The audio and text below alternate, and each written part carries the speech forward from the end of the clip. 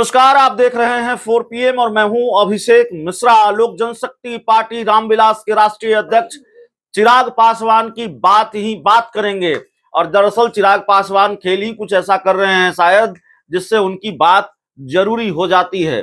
सिवान पर हम बात कर चुके हैं। सिवान लोकसभा सीट पर ऐसा लगता है चिराग पासवान या उनकी पार्टी की तरफ से एक नायाब खेल खेला गया है, या फिर वही खेल खेला गया है नीतीश कुमार के साथ, जेडीयू के साथ, जो 2020 में चिराग पासवान ने बिहार विधानसभा चुनाव के वक्त खेला था। नीतीश कुमार इस खेल की वजह से 43 सीटों पर निपट गए थे। जेडीयू की सिर्फ 43 सीटें बिहार विधानसभा चुनाव में आई थी। सिवान की हम चर्चा करते रहे हैं, बात भी आपको समझ में आ गई होगी सिवान के किस खेल की बात कर रहे हैं। एक तरफ चिराग पासवान एनडीए उम्मीदवार के लिए वोट मांग रहे हैं, जेडीयू की उम्मीदवार के लिए वोट मांग रहे हैं, उनकी जीत की भविष्यवाणी कर रहे हैं। और उन्हीं की पार्टी के जिलाध्यक्ष दूसरी तरफ हिना साहब के लिए वोट मांग रहे हैं और लोगों से वोट देने की अपील कर रहे हैं। कह रहे हैं कि लोजपा रामविलास के जितने नेता कार्यकर्ता हैं, समर्थक हैं, सब हिना साहब के लिए वोट करें। तो पार्टी के राष्ट्रीय अध्यक्ष मांग रहे हैं वोट एनडीए उम्मीदवार के लिए, पार्टी के जिला अध्यक्ष निर्दलीय उम्मीदवार के लिए, और फिर पार्टी के जिला अध्यक्ष पर कोई कार्रवाई भी तो नहीं हुई। हम इमाम गजाली की बात कर रहे हैं। इमाम गजाली सिर्फ जिलाध्यक्ष नहीं है लोक जनशक्ति पार्टी रामविलास के, बल्कि चिराग पासवान के सांसद प्रतिनिधि भी हैं।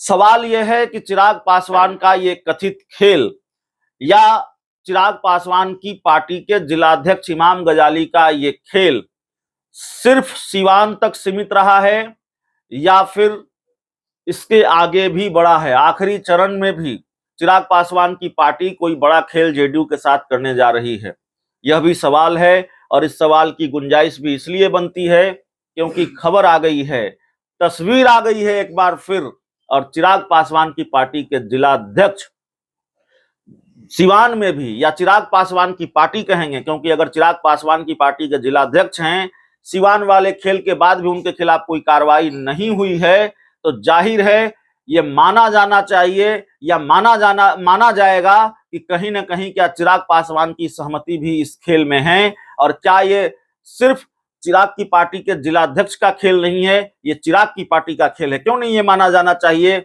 जब एनडीए उम्मीदवार की मुश्किल इमाम गजाली ने सिवान में बढ़ाई, जब उन्होंने एनडीए उम्मीदवार का समर्थन न करके हिना साहब के लिए वोट मांगा, ये कहा कि मैं चिराग पासवान की पार्टी का जिलाध्यक्ष हूं, लोजपा रामविलास का जिलाध्यक्ष हूं, मैं चिराग पासवान का सांसद प्रतिनिधि हूं और आप लोग हिना साहब को वोट कीजिए। जहानाबाद में भी इसी तरह के खेल की गुंजाइश नजर आ रही है। यकीन न हो तो आप एक तस्वीर देख लीजिए, आपकी स्क्रीन पर एक तस्वीर है। इस तस्वीर में इमाम गजाली नजर आ रहे हैं, चिराग पासवान की पार्टी के जिलाध्यक्ष हैं। इस तस्वीर में ओसामा साहेब नजर आ रहे हैं, ओसामा साहब नजर आ रहे हैं जो हिना साहब के बेटे हैं। और इस तस्वीर में नजर आ रहे हैं आशुतोष कुमार, राष्ट्रीय जनजन पार्टी के उम्मीदवार हैं जहानाबाद लोकसभा सीट से। और राष्ट्रीय जनजन पार्टी के उम्मीदवार आशुतोष की मदद इमाम गजाली कर रहे हैं, ओसामा साहेब कर रहे हैं। और इमाम गजाली से जब हमारी बातचीत हो रही थी, उन्होंने कहा कि हिना साहब चिराग पासवान की पार्टी में शामिल होंगी, वो एनडीए का हिस्सा होंगी। हिना साहब ने हाजीपुर में एनडीए की मदद की है, चिराग पासवान की मदद की है। और जेडीयू के लोगों ने धोखा दिया है, जेडीयू को लोगों ने सीने पर खंजर मारा है, पीठ पर खंजर नहीं मारा है।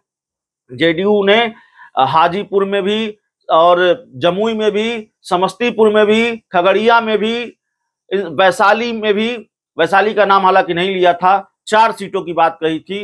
इन सारी सीटों पर जेडीयू ने धोखा दिया है, जेडीयू के लोगों ने धोखा दिया है, मेरे नेता को अपशब्द कहा गया, ये तमाम बातें कही हैं। तो खबर आ रही है कि जहानाबाद लोकसभा सीट पर भी चिराग पासवान की पार्टी जेडीयू उम्मीदवार चंदेश्वर चंद्रवंशी की मुश्किल बढ़ाने जा रही है। जेडीयू के उम्मीदवार चंदेश्वर चंद्रवंशी के खिलाफ एक तरह से प्रचार करेंगे चिराग पासवान की पार्टी के जिलाध्यक्ष इमाम गजाली, हिना साहब, माफ कीजिएगा, ओसामा साहेब होंगे, ओसामा साहब।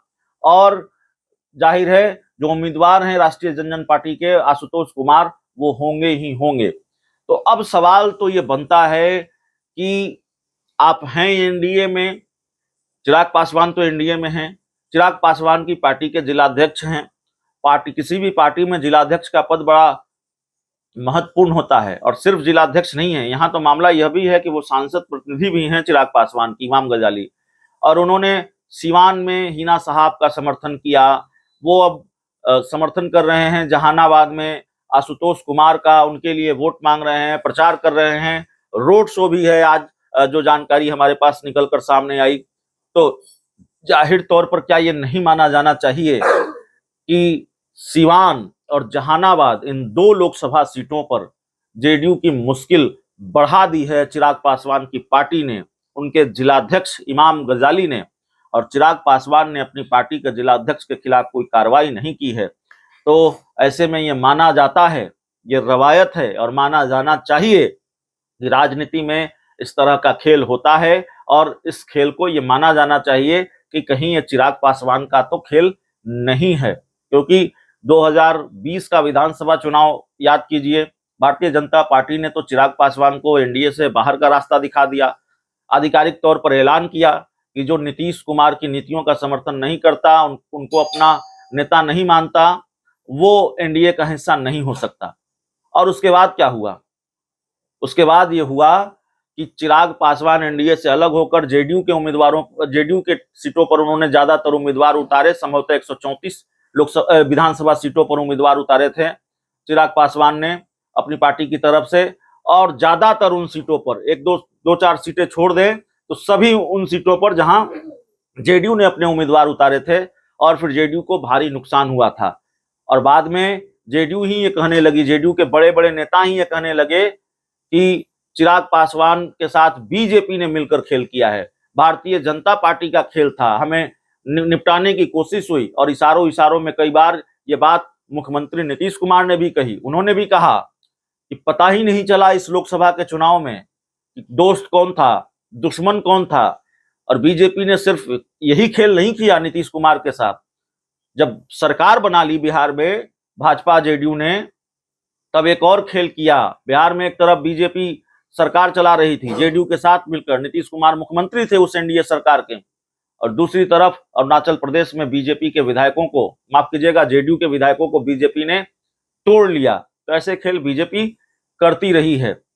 जो सवाल है कि जिस तरह का खेल चिराग पासवान ने बीजेपी के साथ मिलकर किया था 2020 में, क्या उसी तरह का खेल चिराग पासवान फिर कर रहे हैं जेडीयू के साथ?